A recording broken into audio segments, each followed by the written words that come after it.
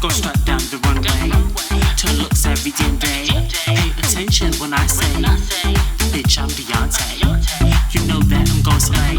Still young like a baby. Upload and you hit play. Cause bitch, I'm Beyonce. Bitch, I'm Beyonce. Bitch, I'm Beyonce.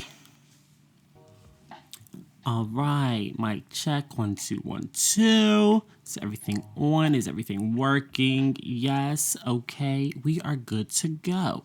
Hello everyone, and welcome to the third episode of The Queendom with me, Deontay.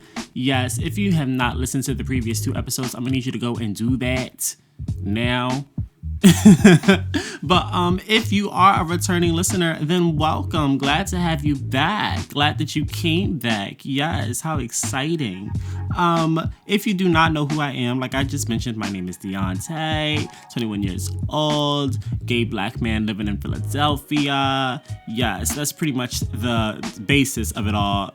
I make music, I major in film, things like that. If you really want to get into the whole gigiana of who I am, then go and listen to the first episode specifically, because that is what that whole episode was about. Want to know about me and my music, then go listen to the second episode, because that is what that was about. Speaking of the second episode of my music, some updates on that. So I just recently realized or learned that I had been spelling Zealous's name wrong this whole time. I just happened to go back onto my Finsta where I follow more of my like close friends, and I peeped that he changed his like Twitter name. No, I said my Finsta.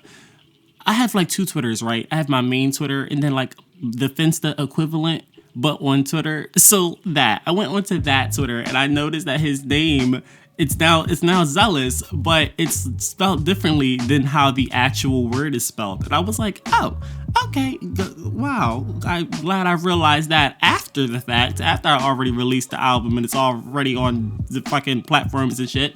So I had to go into DistroKid, make some little adjustments. Hopefully those adjustments have been updated by now. I know it's definitely updated on SoundCloud because SoundCloud is a lot quicker with things like that. But yeah. Realized I spelled this name wrong, had to go fix it. Also, I also changed the title for Red Light. I changed it from the extended version to the album version because like I explained, it's not really extended. The song isn't much longer. It's just added verses and things like that. So I was like, it feels kind of wrong having this be called the extended version. So I changed that. So yeah, quick little updates. Now, back into this specific episode.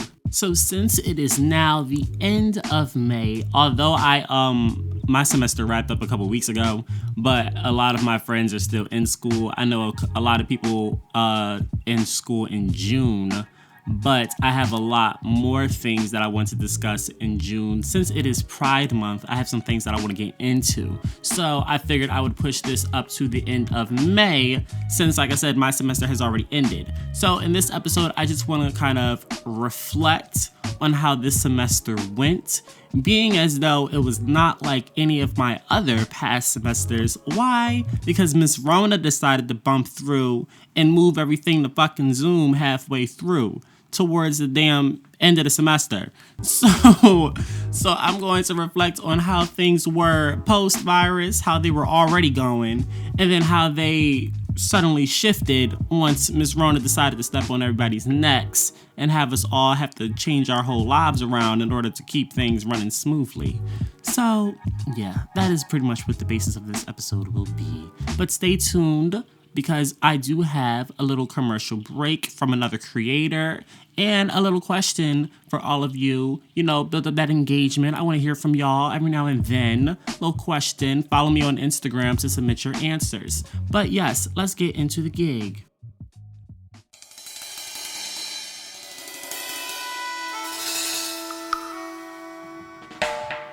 All right, so first let's talk about the classes themselves. So if you watched, or I keep saying watch as if this isn't a podcast. What are y'all watching?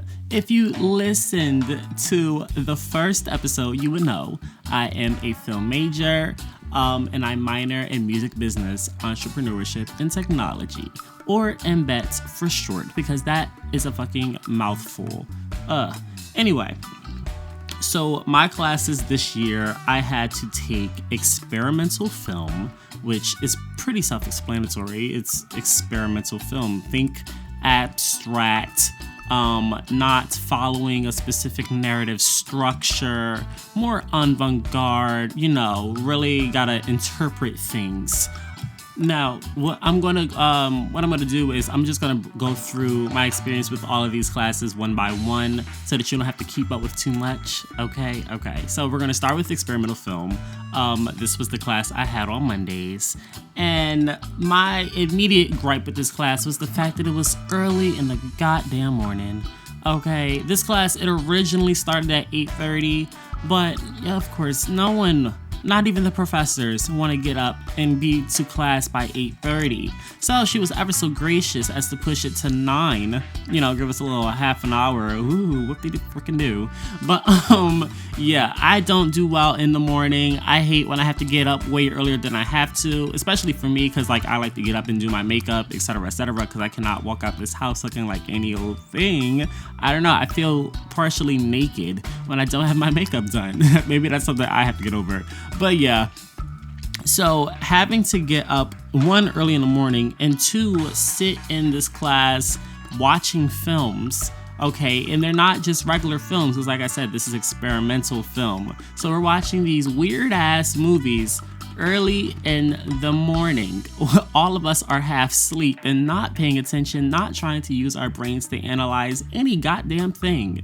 But that is the basis of the class, so it is what we must do.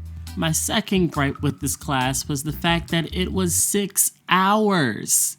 Yes, imagine having to get there by 9 and being in that one class until 4. I know that math probably doesn't make sense in your head, but it lasted until 4 because they called themselves giving us a little break. Okay, so we would go, it was like the class was split into 2 parts. We would go from 9 to 11:20, and then we would take a little hour break, a little lunch break, and then we would come back at 1, and it would be from 1 to 4. But me, being a commuter, while everyone else was running back to their dorms, I had to sit there in that building for an hour, twiddling my thumbs, trying to figure out what the hell to do with myself until 1 o'clock when class resumed.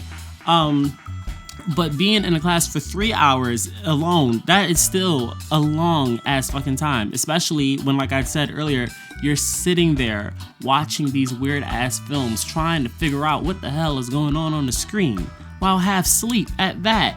And I'm not a coffee drinker, so I did not have that luxury to be like, oh, let me go get me a cute little frappuccino and wake my ass up. No. That is not my gig. I hate coffee. I find it disgusting. But I'm not gonna yuck y'all's yum if that's what if you like to swallow fucking gasoline. Go right on ahead, girl. You do that. Now, of course, we are film majors, so we weren't just watching films. Oh no, we also had to make a few experimental films of our own. And of course, when doing that, you're expected, to kind of go outside the norm, break barriers, etc. But the, not conditions, the criterias, that's the word I'm looking for. The criterias we were given that we had to make these films using were always just extra.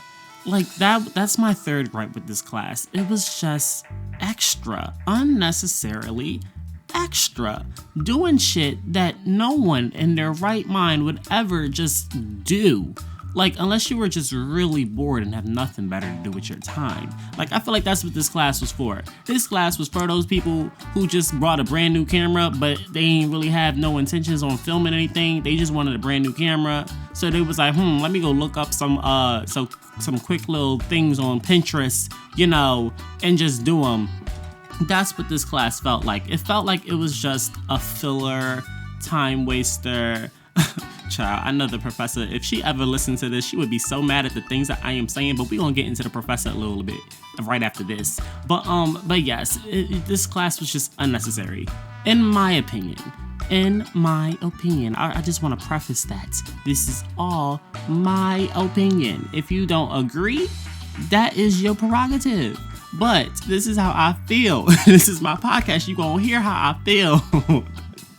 Like, for example, so that y'all don't think I'm crazy. For example, for one of the projects, we had to go to the library, right? The library that no one on campus uses unless the professors make it a requirement to use it. That library. We had to go to the library.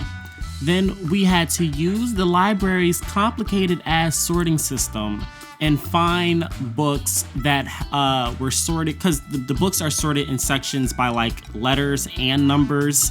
So we had to find a book that was within a section with our initials, preferably both. But if we could only find one initial, then fine. But preferably with both of our initials and with a number that was as close to our birthday as possible. So I got lucky and I found a book that just so happened to be book DG, my two initials, and I'm pretty sure the date the number was 12, but I don't think the other number was 24. So I got my birth month, but I couldn't get the day. But it was as close as I could possibly get, because after a while I got tired of searching through that damn dusty ass library. I don't do books. Okay, anyone else that knows me, they know I do not read. Reading puts me to sleep. I'd rather watch a video, which is why I'm a film major, not a screenwriter. But anyway, once we found these books, right, we had to open the book, go to the page, like the 20th page, if I'm remembering correctly, because it was a complicated ass process. We had to go to a specific page, and then we had to start from the first word on that page and count every 21 words after that. So we would have to go from like A and then count 1, 2, 3, 4, all the way up to 21, circle that word, then do it all over again, and we would have to keep circling the words until there was no more words on the page. Then we had to use those words and put them on the screen. Like now we're in the editing process of the video, right? We had to use those words, put them on the screen, and then put an image that we associate with the word along with a sound. And we had to come up with our own method of like mixing it up. Like we had to come up with a pattern, something that we repeat over and over again. So the pattern that I came up with, because I was trying to keep it as simple as possible for myself, but I had to complicate it enough for the teacher. So my pattern was, for every syllable in the word, right, it would be a different color on the rainbow. So if it was a 3-syllable word, then the color would be yellow, right? And as far as the sounds, I just used whatever fucking sound came to my mind when I heard the word. It's like, for example, one of my words was us. So of course the first sound that comes to my head when I think of us is the dun dun dun dun from the movie. The little Jordan Peele movie, the remix of the song. That's the first thing I think of. So now, as far as the images, what I just used my mouth, because I did not feel like going on Google Images and finding a whole bunch of damn pictures. So I just took a bunch of snaps of my mouth mouthing all of the words, point blank, period. And the length of the words, like how long they were on screen, was determined by the vowels. Like if it was an A-E-I-O-U, then it was on screen for like 3 seconds. If it was one of those other letters, then it was on screen for like 5. And I had to repeat this process over and over and over again for like 20 to 30 something words. Okay, this shit took forever. It was so grueling. It looked a damn mess by the end. Well, not even, I can't say a mess, because like it's quote unquote experimental. So it's not supposed to really look like much. But in my personal opinion, even though I made it, I would not watch it again. y'all know. Well, y'all know now. I usually post my good projects, the ones that I actually like. I post those on my YouTube channel so other people can actually see them outside of the classroom. But for the ones where I'm just kind of like, okay, girl, this was just a project, y'all don't ever see those. Those don't really see the light of day. And for good reason. So yeah, that was pretty much experimental film. A lot of projects that just seemed like a waste of time. And I'm going to get into my favorite and least favorite projects from all of my classes overall. So we will be coming back to this class. But before I end on experimental, let's get into the professor. Let's get into Miss Ma'am. That wasn't her name, but Miss Thang.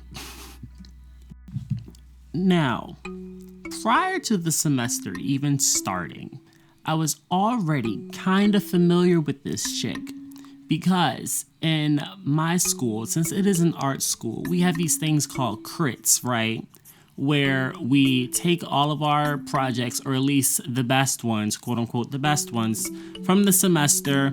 And what crits are meant for, they're meant for you to get feedback from not only your professors, but all of the professors within the particular film school. All of the film professors, not just the ones that you just so happen to have. And it's meant for you to get like feedback and critiques on your projects. Now, I hate crits. Why? Because I don't care about their feedback and critiques.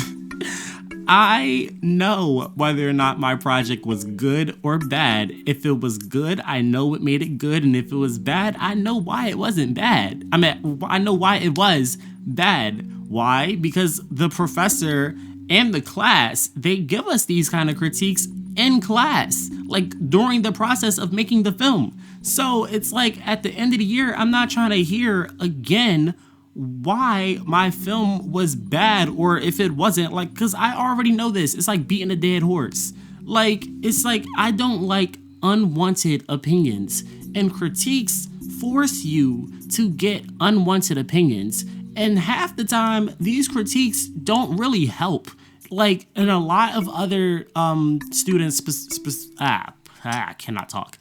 A lot of other students, particularly film students, can tell you that sometimes these critiques do more damage than they do good because you leave them feeling lost. It's like they tell you what they want from you and it doesn't really help. They're not specific. It's like general. It's kind of like you feel like they're saying the same thing to everyone and they're just trying to hurry up and get the line moving. So anyway, so I was already familiar with this particular professor because of the critiques, but I had never had one of her classes before, so I wasn't familiar with how she was as a professor. I just knew how she was as a person. Now, prior to the start of the semester, I had heard things. I had heard that she was a little difficult. She was a little extra.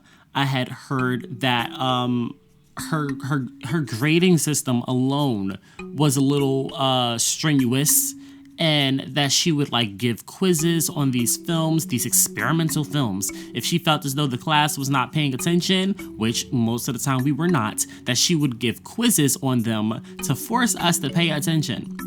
Luckily for me, we never got one of those quizzes. But yeah, I heard that this were like things that she would do. So automatically I was like, oh no, I do not like this chick, because just from the critiques alone, I already had this negative point of view of her because I don't like critiques. So I immediately have a fucking red bull vision on all the professors during the critiques.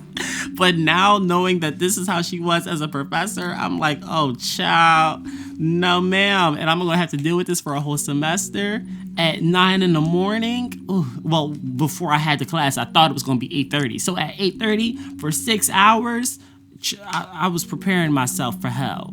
Preparing. And this was on Mondays. Mondays are already a bad day. So, yeah, you're getting into the gig. You're getting into it. So, as the semester starts, we have this first class.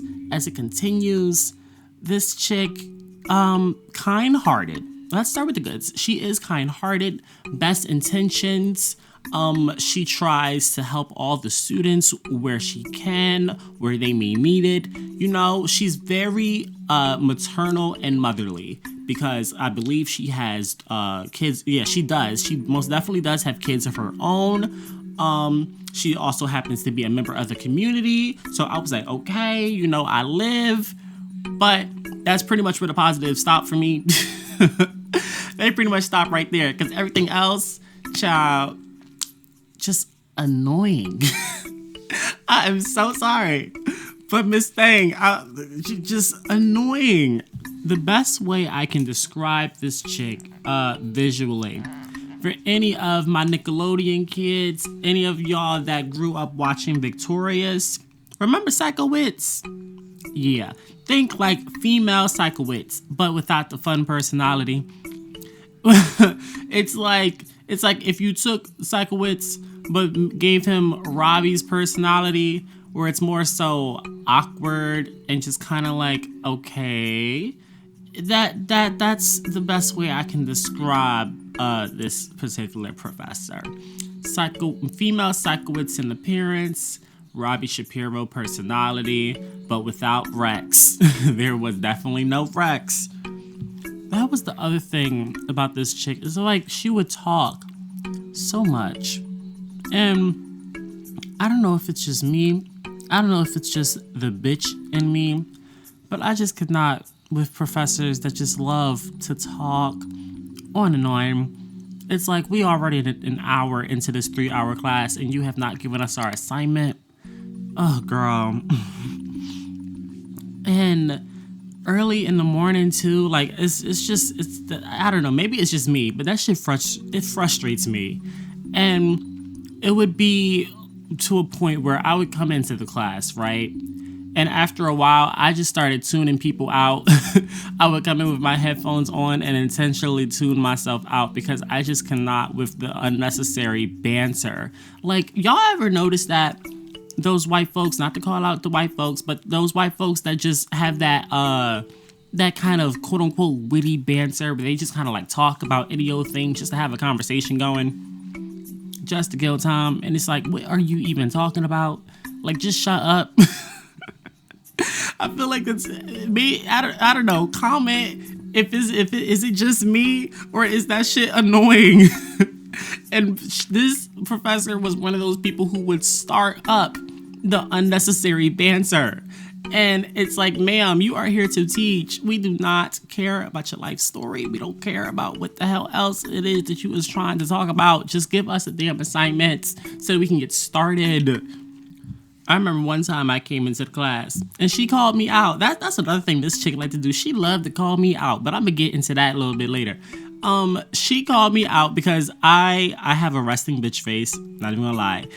I already have a resting bitch face. So when I'm actually annoyed, it's very apparent. It's very apparent that I am annoyed, upset, bothered, and I had my AirPods in, and I just so happened to look up and I see her like looking at me, and her mouth was moving. So I'm like, oh, is she talking to me? So I paused my music and I was like, huh? And she was like, why don't you ever smile? And I was like, oh, I smile when I want to. And she's like, oh, like you always looks like so angry. And I was like, oh, really? Oh, glad you're perceptive. like really how I look angry, because I am angry. Obviously, like if you would just get the damn class started, wouldn't be angry, or I should say I wouldn't be as angry, because like I said, these damn assignments just get on my fucking nerves. But we gonna get into the assignments, like I said, a little bit later. But one of the assignments that I want to talk about now to kind of close out this experimental film section and really give you, like, really just a nail in the coffin how unnecessary some of these assignments were. There was this one. Only reason I'm mentioning this now is because it wasn't one of my favorites and it wasn't one of the worst. It was just kind of like in the middle.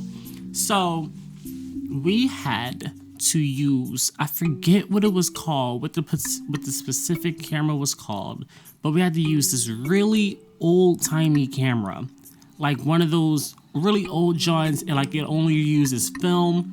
It was one of the real old-timey cameras. Now, why we're using one of these cameras in 2020, I don't know. Like I said, she was unnecessary. But some people, they like the aesthetic. They like how those films look. So some people prefer to use those. Me, I am an iPhone photographer.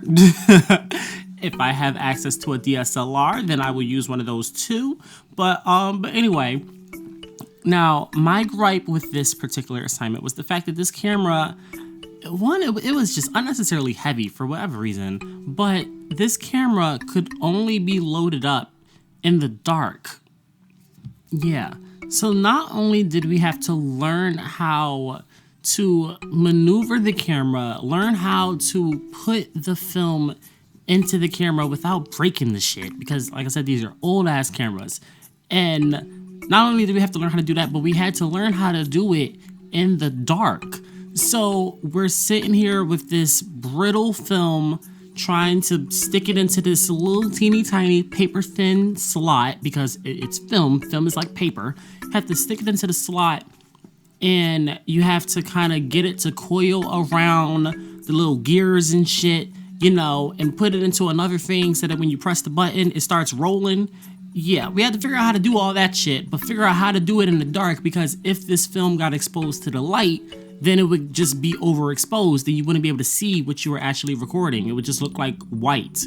Like that's all you would see is white. So you could not let this film touch the light, which meant that when we were doing this project, we had to go into one of the, I forget what the rooms are called. I think they're called light rooms, ironically enough.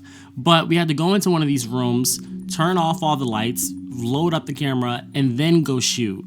And child, I don't know what I did, because when we were doing it in class, when we were practicing in class, I was able to do it. But when it came time to actually do the assignment, that shit was not working. I don't know what, I don't know if I was having a bad day or what, but it was just not working. And I even tried to go to one of my other professors for help, and he was like, oh hell no. Like, those are his words. He said, oh hell no, I'm not touching that thing. Because even he knew everyone was scared of these cameras. Like, no one wanted to touch them, because it was like, there were only 6 in the entire school, because they were old and rare. We only had 6. So that meant the entire fucking film department was fighting for time slots to be able to check these things out. And I could only check it out for that one day for 3 hours, which meant I only had 3 hours to get this assignment done and ready by the next class. So when the shit wasn't working, I spent like an hour just trying to load up the film itself. So the whole time I'm sitting there shooting, it's like it's not like it's a digital camera. You can check the SD card, look at what you just shot. No, because it's film. So I don't know if I'm doing it right or what. I just know I'm clicking the button and shit on the inside is starting to rattle, and it don't sound right. I'm like, something's wrong here.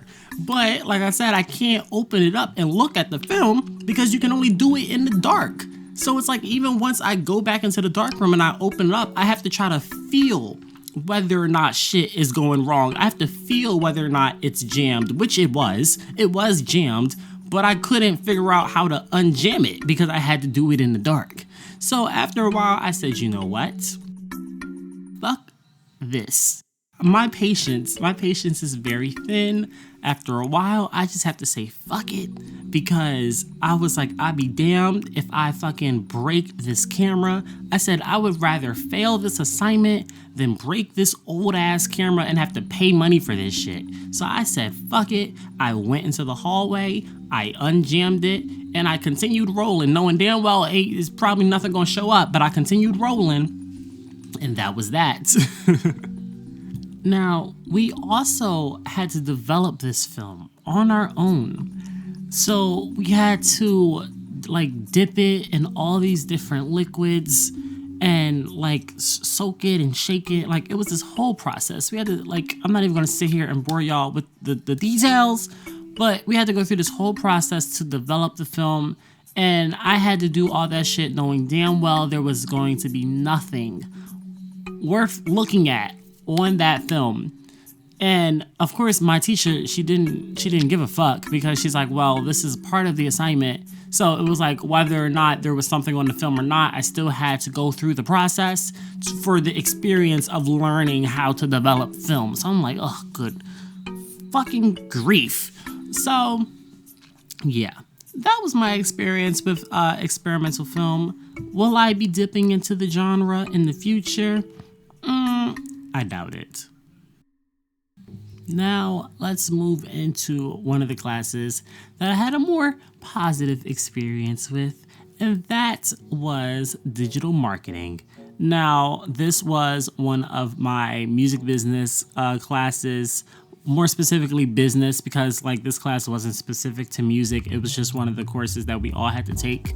But my experience with this class was definitely a lot more positive. Why? Because the things I learned in this class was information that I will continue to use for the rest of my career.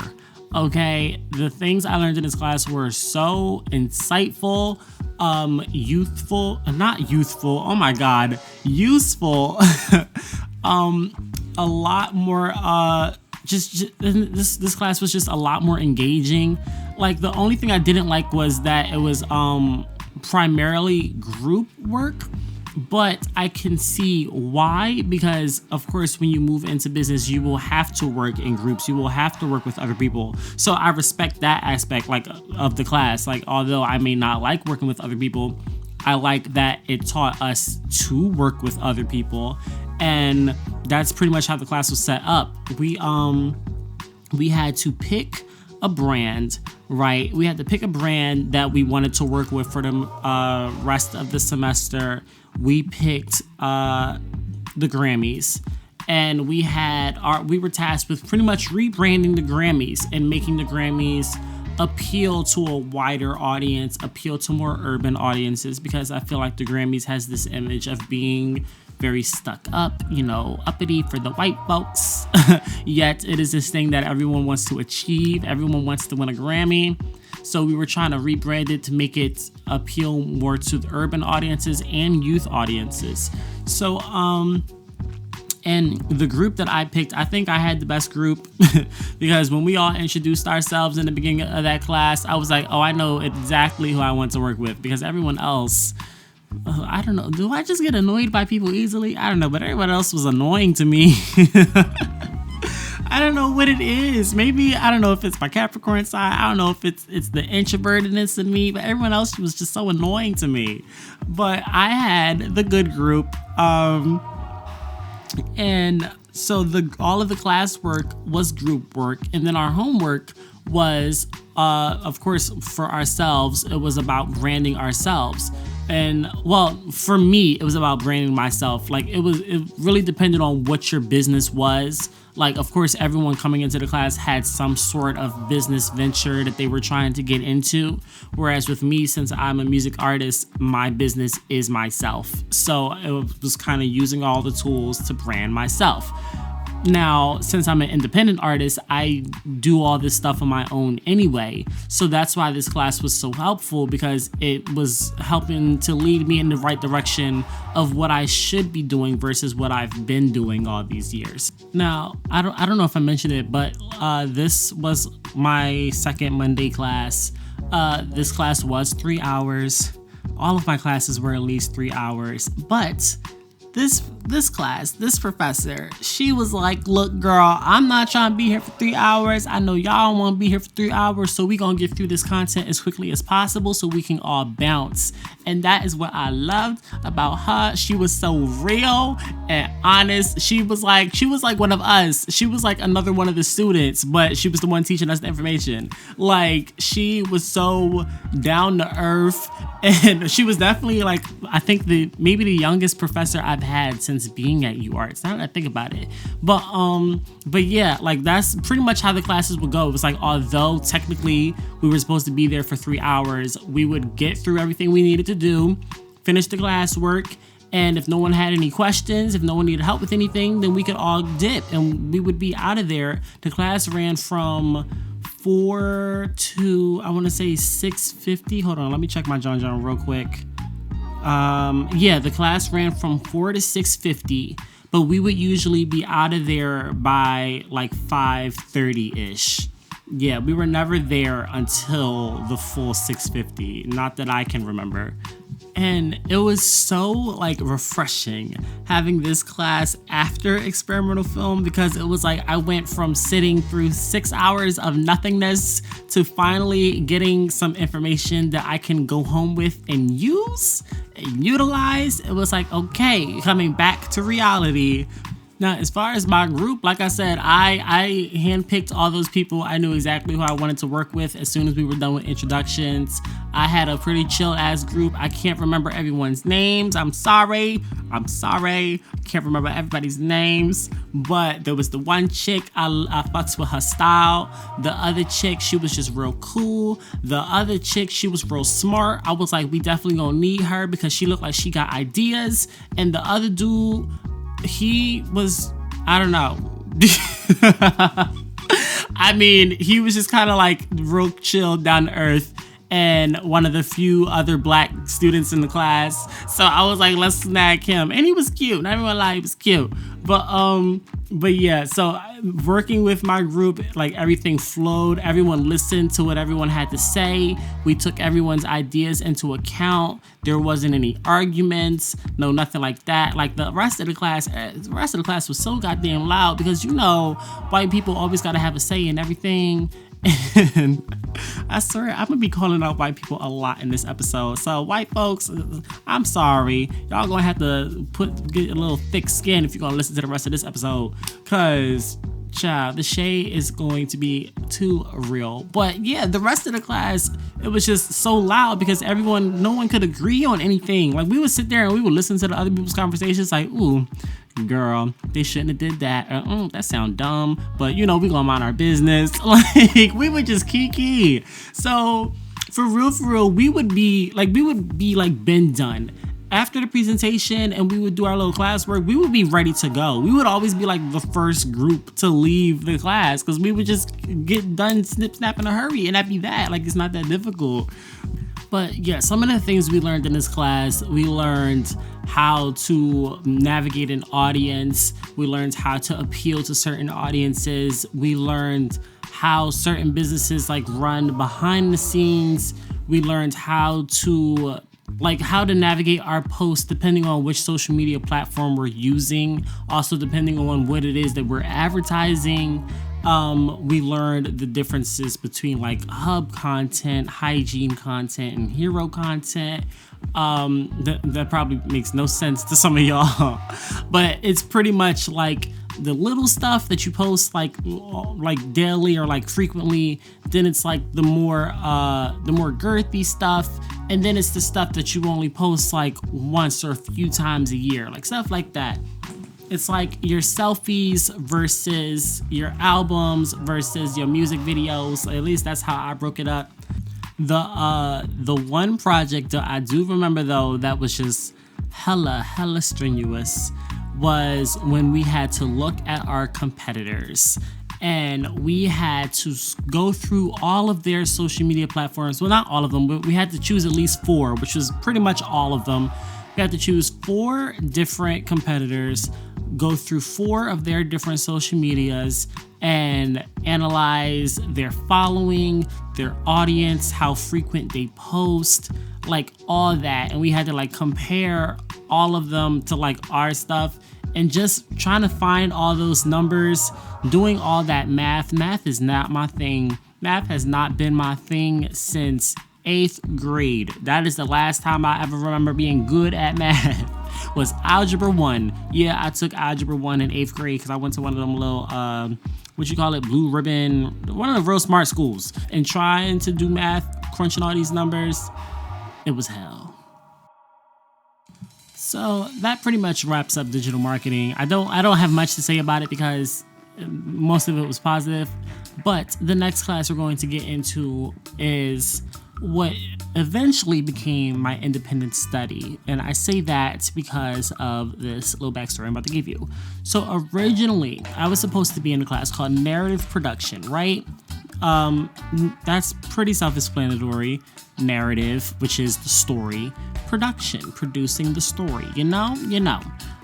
But prior to this semester, I had some talks with some of my film professors about possibly switching my major or at least finding a new direction, because I made it very clear to them that I don't really care about film and that I was really in the major to help my production skills as far as my music videos and things like that are concerned, you know, my visuals.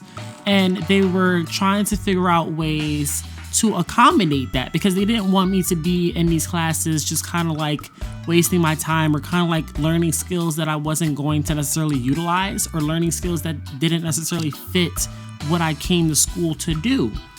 So when it came time for me to start this semester and I came into narrative production, my professor, he was just kind of like, okay, we have something else in mind for you, so you can leave. Now, this was a 3-hour class on a Thursday, and I had a whole nother class that I had to go to right after it, which meant, and since I'm a commuter, I wasn't just gonna go back home and come back. Like, no, that's money. So when he told me that, I was like, what? Like, what you mean I can leave? Like, huh?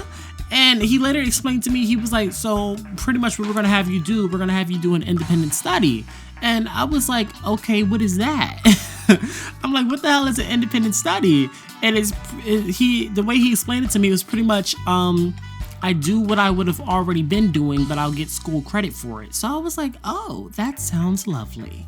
So rather than being in narrative production on Thursdays, I now had this free time to do independent study work, which is essentially my music videos. So like, I wouldn't just do music video stuff on Thursday. Like, it was pretty much me using my own time. So it was like, whenever I would be on set shooting my music videos and stuff like that, I would just have to send him the footage, so he can give me critiques and feedback, stuff like that, as it was going along. So it was like my music videos were now my schoolwork. Like, this was my way of getting stuff done, because it was like, now I have to push out content because I'm getting school credit for it, and it definitely has to be good because I'm getting a grade for it. So the videos that I was able to shoot this year were the Wasabi video. For real, that was the only one that I was able to shoot this year because of the damn virus. But yeah, essentially just the Wasabi video. And there was talks on whether or not I was going to be able to finish the experimentation video, because like I explained in the previous episode, we had shot the beginning and the end but no middle.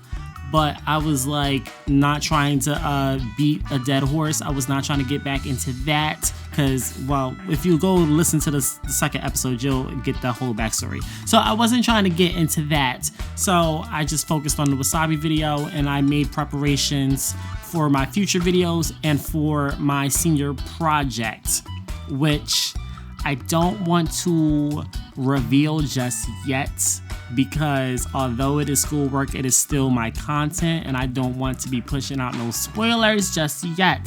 So just know that my senior project will be something a lot more, it'll be something long form. Yeah, we'll just say that. It'll be a long form project. Now, let's talk about my independent study professor. So, now this was, unlike the previous two, this was a professor I had before. I had him last semester. And, okay, remember the Psychowitz?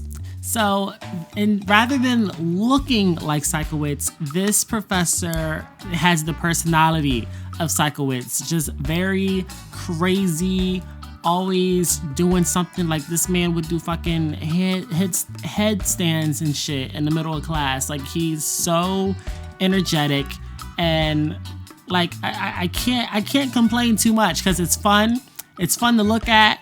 It gets tiring after a while, because when I had him the previous semester, once again, it was one of those like 6-hour long classes. So it does get tiring for those of you who have or that are like me, that have a very short social battery.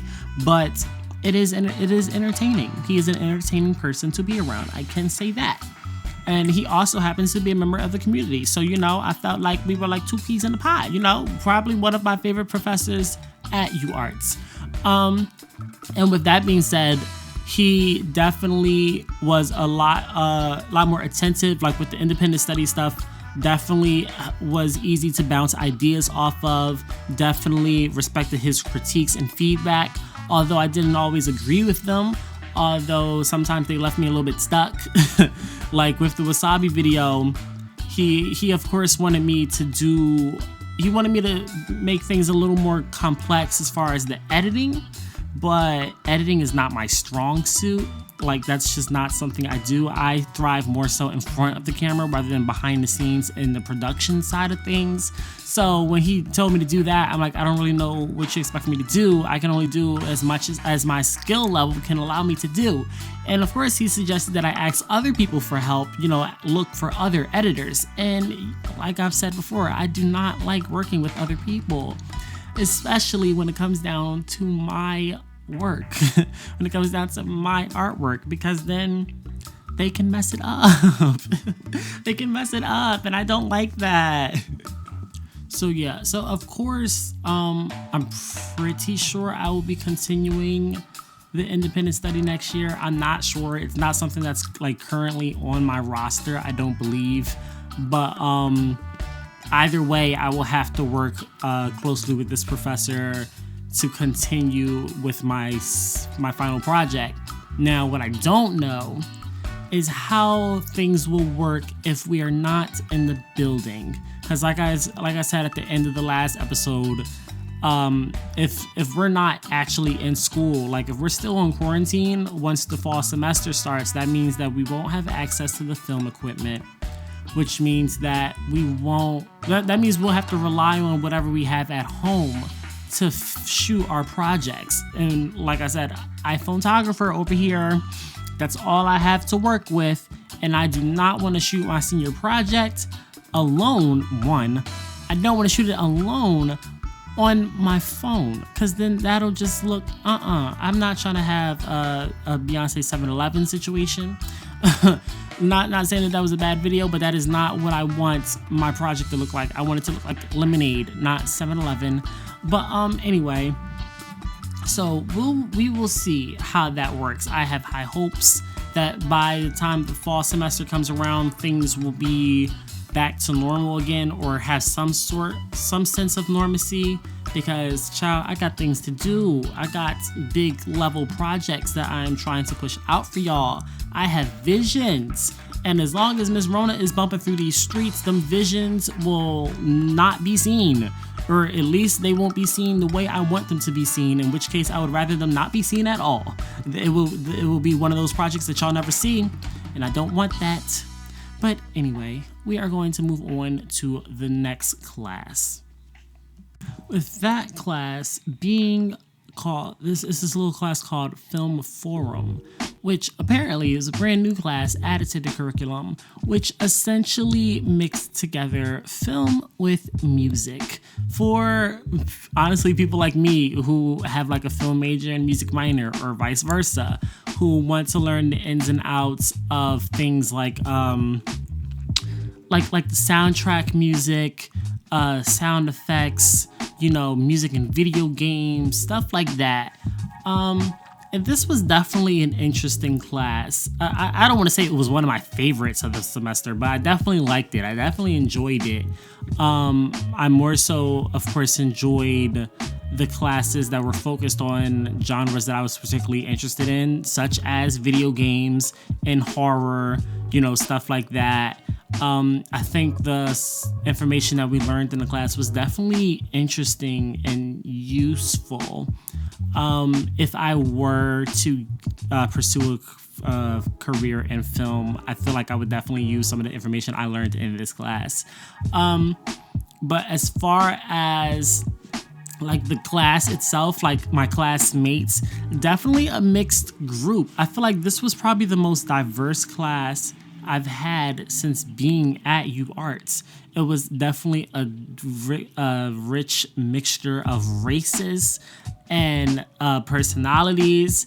Everyone was definitely different in their own right. I didn't get too bored because everyone was so different. And even the professor himself, he was a new professor. So we were all, new to him. There was no expectations going into it, no preconceived notions. He was a really nice, genuine guy. He tried his best to make everyone feel comfortable, being as though everything in this class was so new. Now, with that being said, some of the approaches to the projects, once again, it was very reminiscent of how things worked in experimental film, where things kind of felt borderline extra and unnecessary. But I don't know. It was interesting because this class, the majority of the projects, well, literally all of them except for like the first one, were group work. We were working in groups every single time. So it was more or less, it was definitely a lot of collaborating. Like, it was a lot of putting everyone's ideas to good use in the best way we possibly could. But in a class with so many different personalities, so many different people, those collaborations did not always work, especially when they were forced collaborations, like being put in groups that we didn't necessarily choose, being forced to work with people that we were not familiar with. Of course, it's going to be a lot more difficult working with someone that you don't know like that versus one of your good Judies, you know?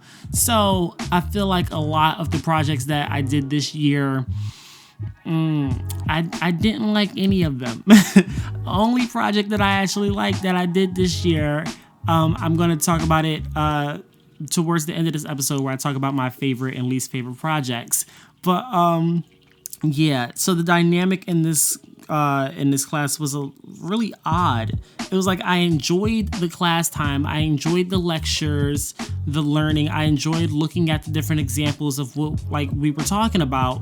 I also enjoyed looking at everyone's individual projects because I just remembered we had the first project and then we had like our little midterm presentations that we had to do.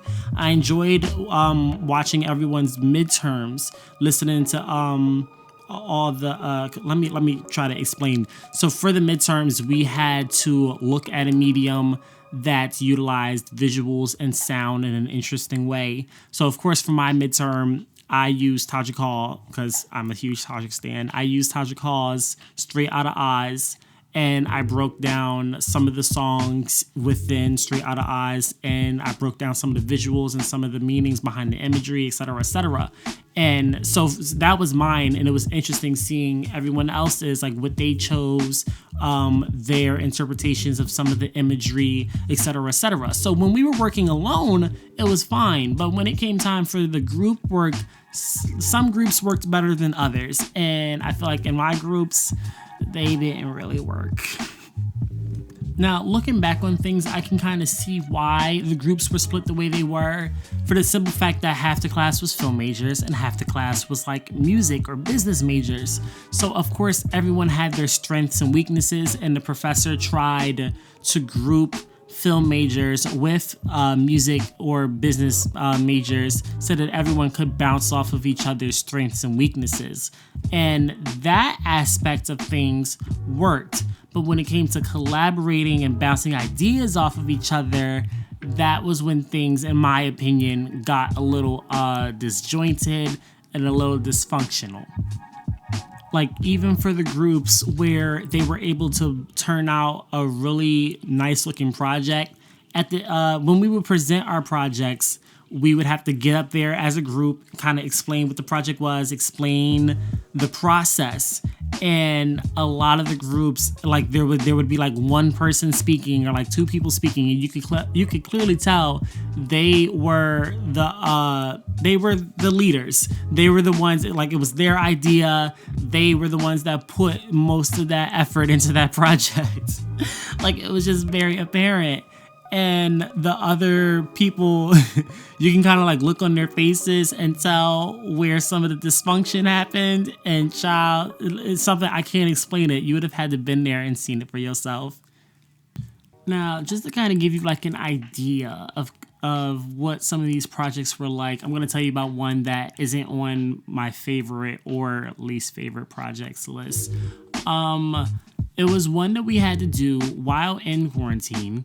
And we were given like 6 words, right? And they were all kind of like, what is it? Is it adjectives, verbs? Child, I don't know. English. Is it really my first language? Who knows? But it was words like dark or energetic, dangerous, words like that, like very descriptive words. and we were given the choice to either record visuals, so record something like an item or something that matched that description, or record audio or make an audio. Like if you were one of the musical majors who actually knew how to do production and shit like that, make a little jingle or something that matched that description. So for example, I remember one of the words that I chose was soft, so I took a couple clips of some teddy bears I got, and one of them was dangerous, so I took like a little video of my switchblade, stuff like that. I did all visuals because I wasn't trying to record no audio, that was doing too much. But once we all did that, we had to put all of our visuals and sounds into a group folder on Google Drive so we could all look at what each other did, and then we had to pair the audio with the visuals. So we had to take someone's soft visual and pair it with someone's soft audio and try to make like the best combinations that made the most sense. You know, it was just something real quick and simple that we could do while in quarantine. Yeah, I'm gonna get more into how all the classes were post-virus a little later into the episode once I finish going through all the classes themselves. So definitely stay tuned because some of these classes adapted better than others. Now, you may have noticed that I skipped over Tuesday and Wednesday, and that is because this past semester I did not have classes on Tuesdays and Wednesdays. I only had class Monday, Thursday, and Friday, so I had a lot of free time, which it really didn't seem that way during the semester because all the classes were so damn long. Like I said, all my classes were at least 3 hours long, so it didn't seem like I had that much free time. But, you know, I had 2 free days off, so it's whatever. But anyway, now we are on the last day of the week, which is Friday. I had 2 classes on Fridays, 2 3-hour classes. Those being art history and art criticism and reviewing. That's one class, art criticism and reviewing.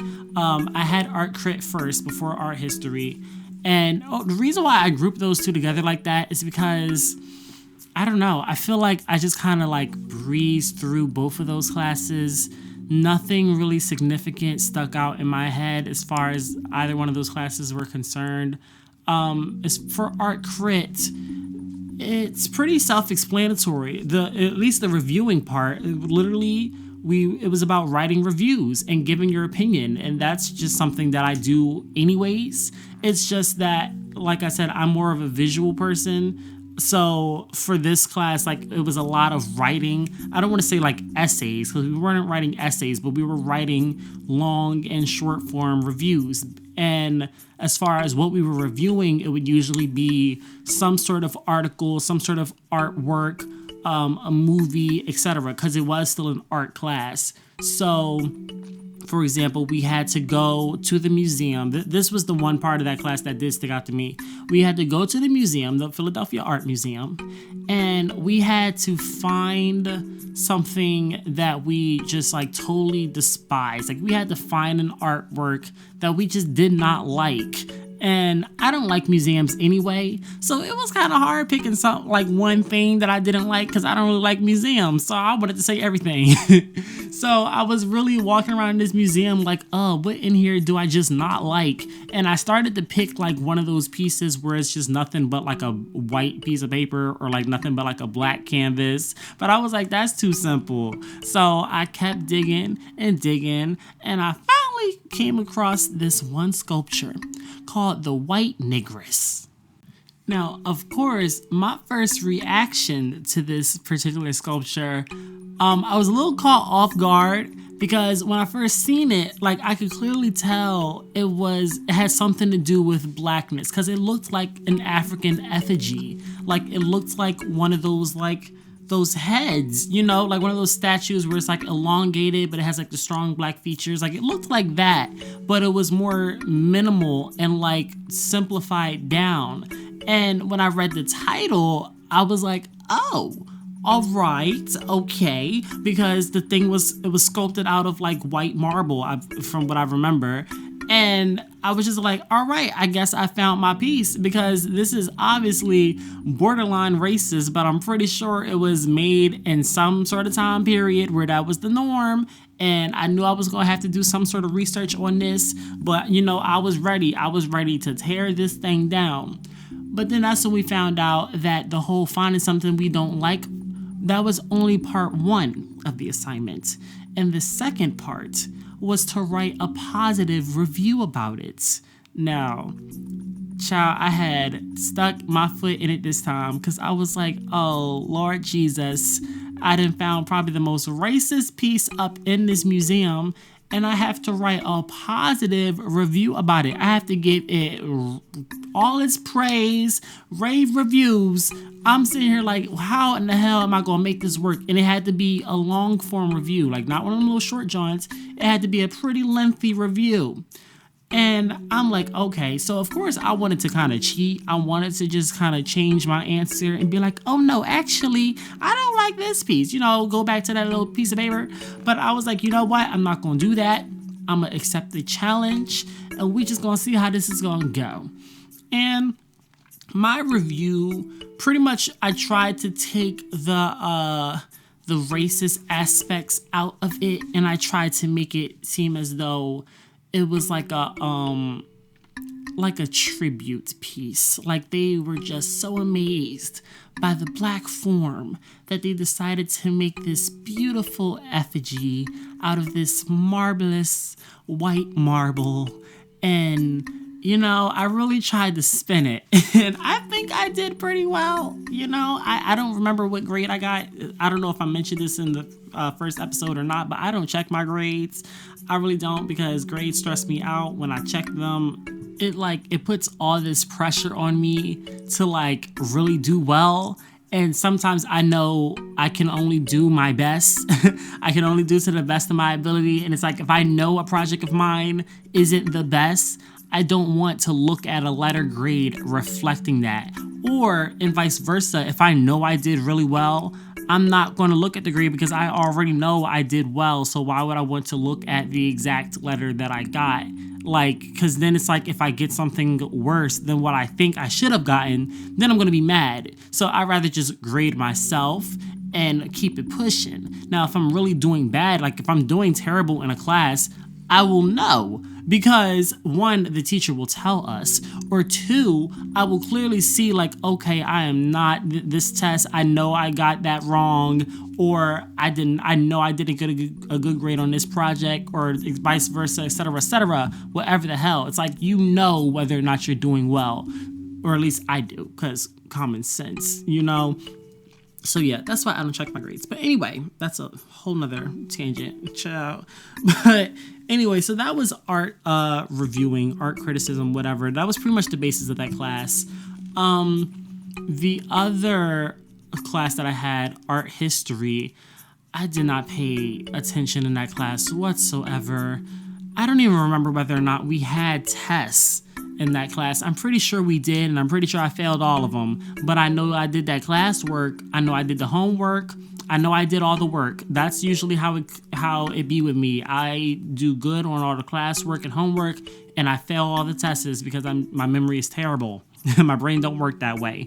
And that was pretty much how art history went down. We were learning about all these old ass art pieces by all these old ass white folks. And of course, none of that information stuck in my head because I don't remember anything that does not interest me. So, yeah.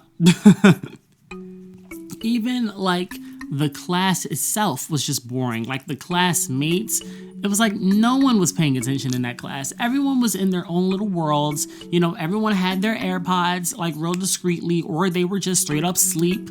If you sat in the back of the class, it was because you was on Netflix or you was on YouTube or whatever, and the teacher, she didn't really give two fucks either. She said, you know what, girl? I came to do a job. I came to lecture. If they don't pay attention and they fail, that's on them. That was very much the attitude she gave. It was like, don't get me wrong, she was a nice lady. Both the art criticism lady and the art history lady, they were both really nice people. But that was pretty much it. It was like they did their job and they dipped. That was all that was all there was to it. All right. So at this point, it has been over an hour. A bitch is tired. A bitch is parched. So we are going to transition into our quick little commercial break, and I will be right back. Y'all sit back, relax, enjoy your coffee, take a sip of whatever it is you drinking on, whether it be some liquor, because best believe I'm be sipping on some liquor for the rest of this. But yes, until then, enjoy this quick little commercial break from a good Judy of mine, and we will resume right afterwards. It's your boy, the boy, also known as Brian. I like making art and whatnot. I do all types of art. It could be painting, it could be drawing online, it could be animation. That used to be like my marketing thing, but it's all good. Any type of art you need produced, I can make it. I can do it for you. That's like what I liked it, what I enjoy. I kind of explore mostly superheroes because that's what I'm into. But I also like working with particles and all types of elemental things. So if you want to need something drawn with some water, some fire, some air, I'm basically the avatar. So go ahead, throw it at me. But yeah, you can reach me on Instagram at Art by the Boy, and the boy is spelled like, W-E-B the boy, but like take out the E and then put a V in it. So like D-V-B-O-Y-S. So Art by that, and then you can find me online. All right, we are back up in this gig. I have gotten my refreshments, and we are going to get into how the fuck Miss Rona came through, stepped on all of our fucking necks, and put a stop to all the bags, all the production, just everything. Child, she fucked us all over royally. Fuck an anal fuck. This was an anal fisting. All the way up to the elbow. I felt that shit in my gut. She squeezed my heart, said tittle tattle on the back of my throat. She was not playing with the girls. Okay, you get the visual, you get the imagery. Okay, so now you know how bad Miss Rona came through and hit Philadelphia. Now, I will never forget it. I won't forget it. I was happy as fuck. Not even gonna lie.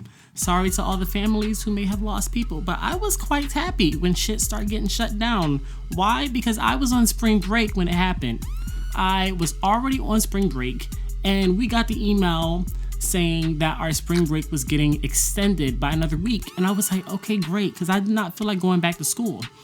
Little did I know that I would never be going back to school, and that spring break would be extended for the rest of the semester, and that everything was going to be moving online to a little application known as Zoom. Zoom, Z-O-O-M, Miss Zoom. They making bank. They are definitely not complaining. They are not complaining whatsoever. Miss Rona can stay here for the rest of eternity as far as they are concerned, because why? They will be richer than fucking Apple by 2022 if Miss Rona is still here. But that's besides the point. We're not here to talk about Zoom. We're here to talk about me, because this is my fucking podcast. Shit, this ain't no sponsorship, bitch. Anyway, so when things first shifted, of course, the world stopped. The university didn't know what exactly to do. They didn't really know how to move forward.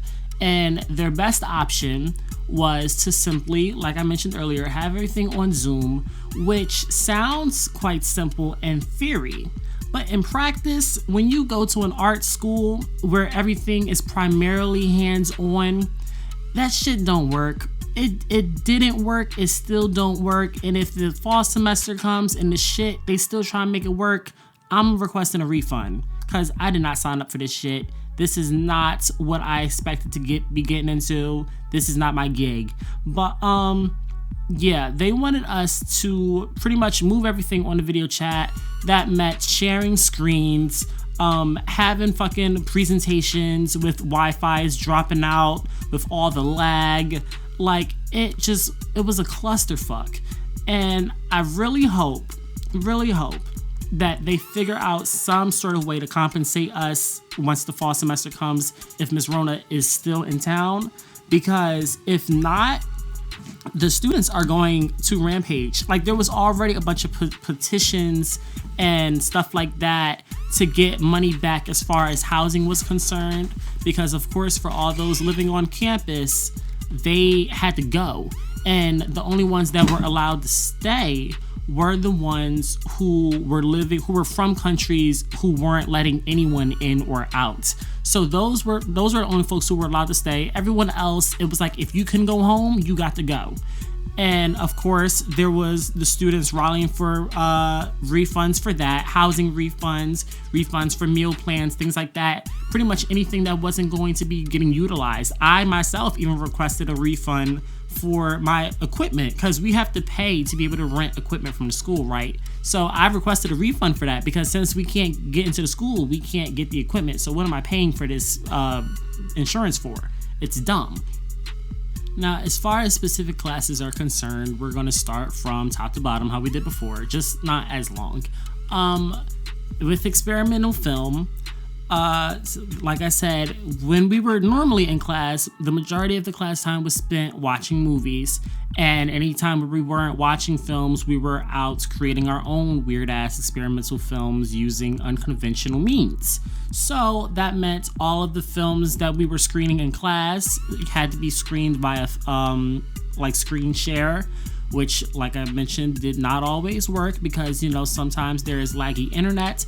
Now, in my house in particular, internet lag was always an issue because you have me on Zoom, you have my sister who is in high school on Zoom, you have my sister who is in middle school on Zoom, and you have my brother who is in elementary school on Zoom, and then you have my mother who is a teacher also on Zoom. So when you have 5 hoes all on the same internet, the same broadband connection, all streaming at the same time, yeah, lag is definitely going to be an issue.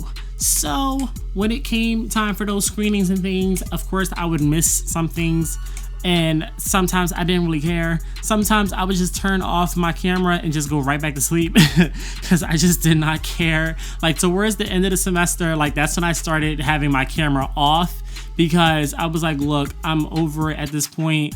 I feel like a lot of people can relate to me on this, where it's just like we are over this at this point and just ready for it to just all be over.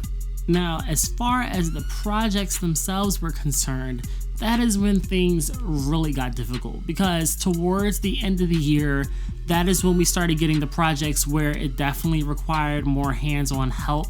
The first one that we had while in quarantine, the first one we had was this data moshing project, where the best way I can explain it, we had to go into the code of the video and delete out some of that code and intentionally mix it up to make the video glitch. And to say the least, that shit was difficult, because I don't know why anyone would ever want to make their film intentionally glitch, but that was the assignment.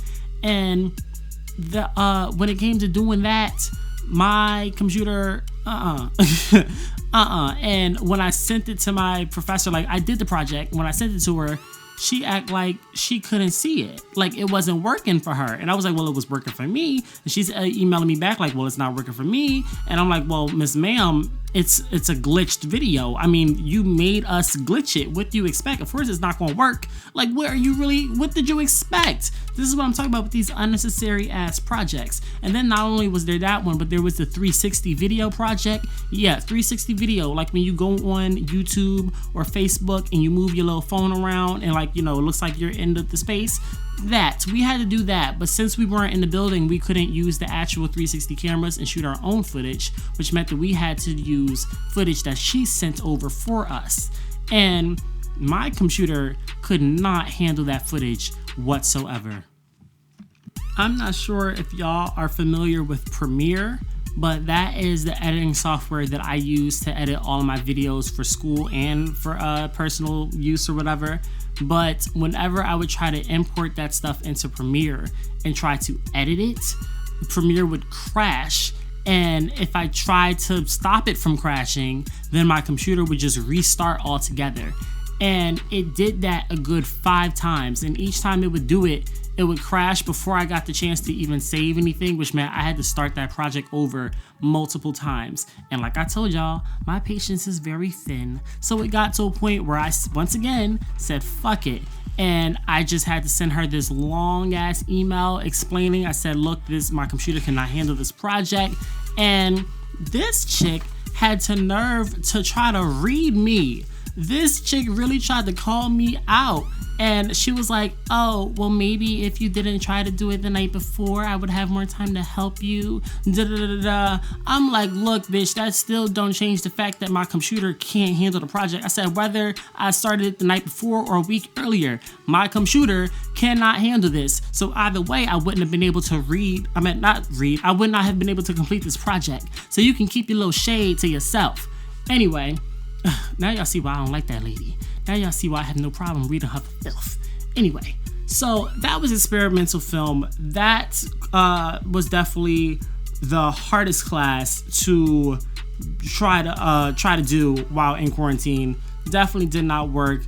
Pretty sure I got out of that class with a C. I know I didn't fail. I know I didn't get no D, but I'm positive I got out of that class with at least a C, which is still passing, so I don't give a fuck.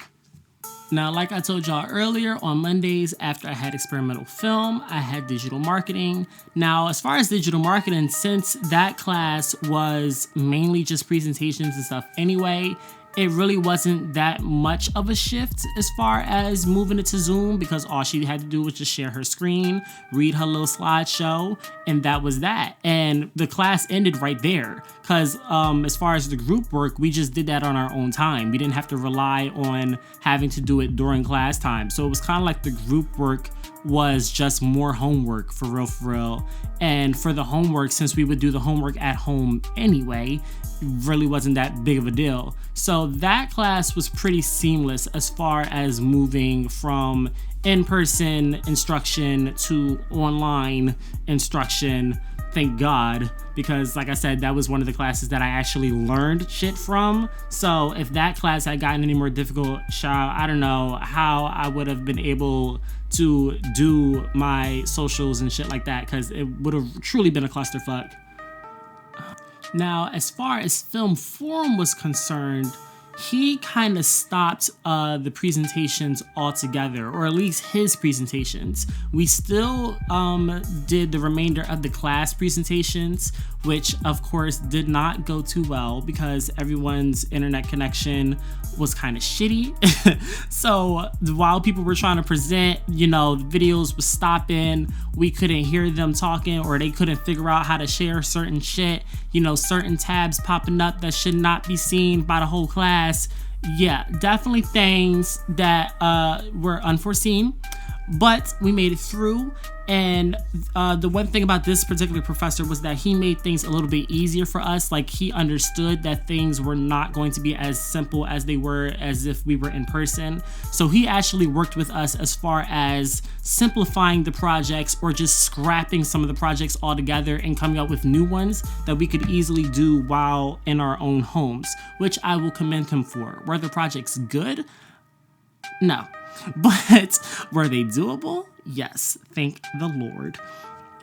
Now, as far as the Friday classes, art history and art criticism, there were no presentations for those. Art crit, she just gave us a little prompt. Like, since we couldn't go out and review actual things, she would just send us little articles or give us little prompts of things to review. I remember one of them we had to make up an installation and review the installation in detail because it was made up. So we had to make it believable as if you could actually go to this place.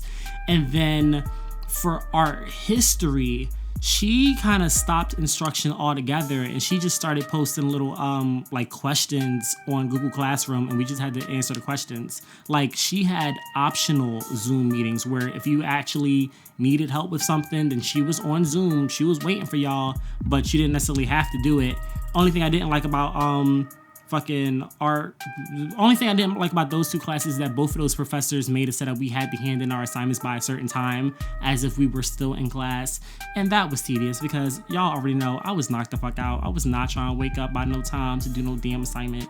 So yeah, that got on my nerves, but shit, I still got the work done, and I know damn well I still passed because she sent out an email. The art history teacher, she sent out an email to some of us and personally thanked us for actually still doing the work. So a good 80% of the class stopped. Not even 80. I want to say like 95, because when you look in those Google Classroom Johns, we had to submit our answers in a way that like everyone could see them.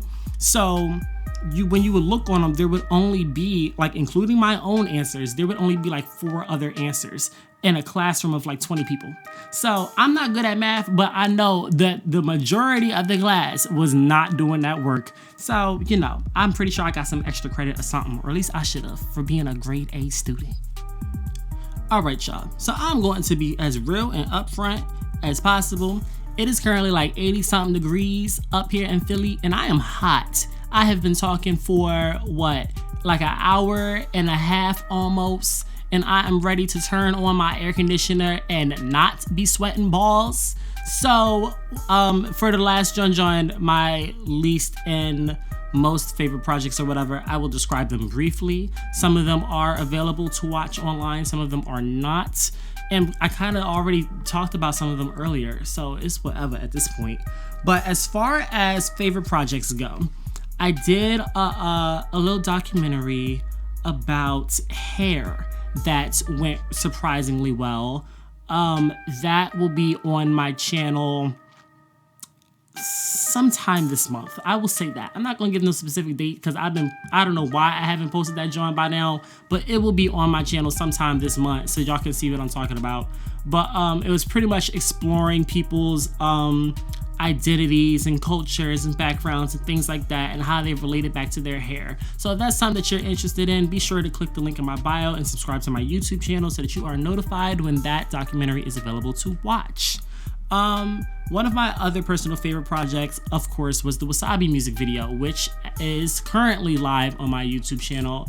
I've talked about the Wasabi video in depth in the previous episode, so if you would like to know more about that, go back and listen to that episode because I'm not about to repeat myself.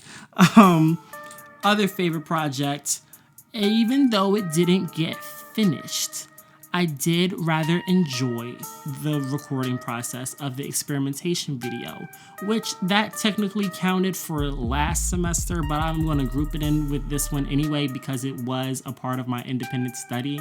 So yeah, there was the experimentation video. And finally, there was the first film forum project. Pretty much what we had to do was, like I mentioned, film forum was a pretty new class, so we had to come up with a logo, like an emblem for the class. And the class itself, like I mentioned earlier, it was a mixture of film and music. So what did I do? I just took a film reel and a vinyl and I put them together and called it a day. And guess who won that contest? Me. Why? Because I didn't try to do the absolute most like everybody fucking else. White people, I swear. I'm so sorry, white folks. I told y'all was gonna get all the shade today, and you know what? I don't even care because I just don't. Anyway, as far as worst projects are concerned, of course, the aforementioned 360 video and data moshing projects, because those projects were just unnecessary as fuck, doing the absolute most, making my computer go through the most for nothing. And the project that I didn't mention earlier, the film forum project, the Wawa documentary. Now, no shade, but all shade to my collaborators, but that project was trash. Why was it trash? Because they didn't want to listen to me. They didn't want to listen to me during the production of the project, and therefore it came out trash. First of all, the Wawa documentary was my idea. I will say that. It was my idea. But why? Because no one else could come up with anything better. So, of course, as soon as a good idea was thrown into the ring, that's what they flocked to. And let me also preface this by saying I was the only person of color in that group, which is not out of the norm for me.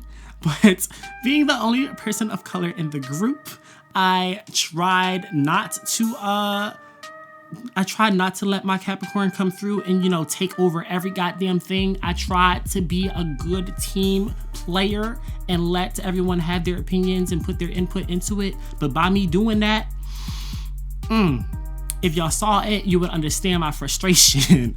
But pretty much the idea for the project, we were supposed to explore the dark side of Wawa, right? We were supposed to interview people and get kind of like their Wawa, I don't want to say horror stories, because we weren't just specifically looking for like the terrible things, but just like the weird shit that goes down at Wawa that a lot of people just don't see. But my teammates did not want to interview people. They wanted to use a bunch of found footage and just put that together. And I said, okay, well, you're only going to find but so much online about Wawa, because Wawa is a huge brand, and I'm pretty sure anybody that is coming out talking about them in a negative way, they're going to shut that shit down. So I was like, you're not going to find a lot.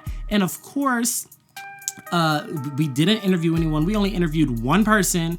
I don't remember what her name was. I don't even remember what she was talking about, but she wasn't making no goddamn sense. She just wanted to be on camera. But we interviewed one chick outside the Wawa, and they tried, because I wasn't totally against using archival footage. That's, found footage online. I wasn't totally against using archival footage, but I was like, if we're going to use archival, we need to use archival footage of the inside of Wawa, not necessarily people talking about Wawa.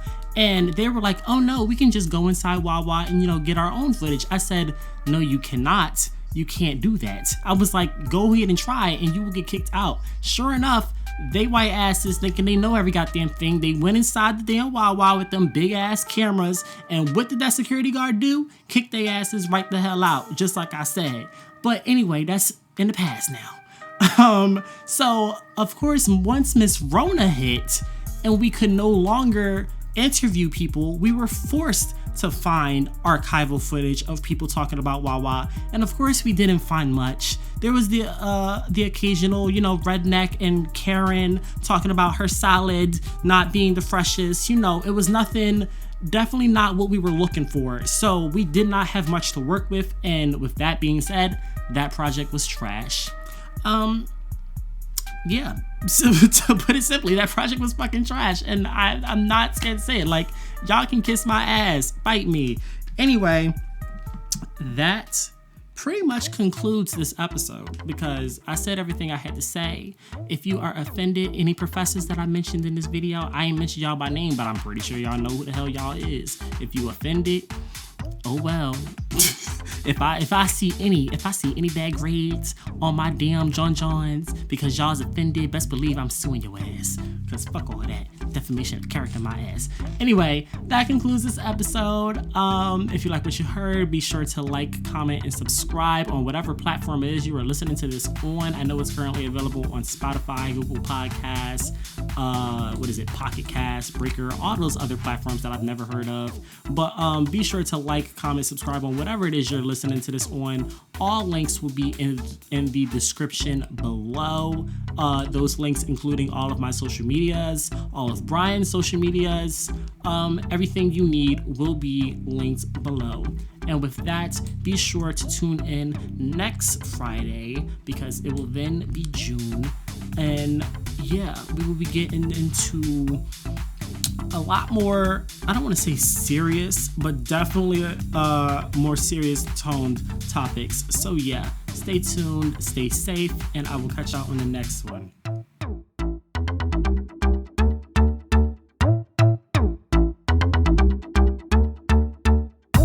Go strut down the runway, turn looks every damn day. Pay attention when I say, bitch, I'm Beyonce. You know that I'm gon' slay, still young like a baby. Upload and you hit play, cause bitch, I'm Beyonce. Bitch, I'm Beyonce. Bitch, I'm Beyonce.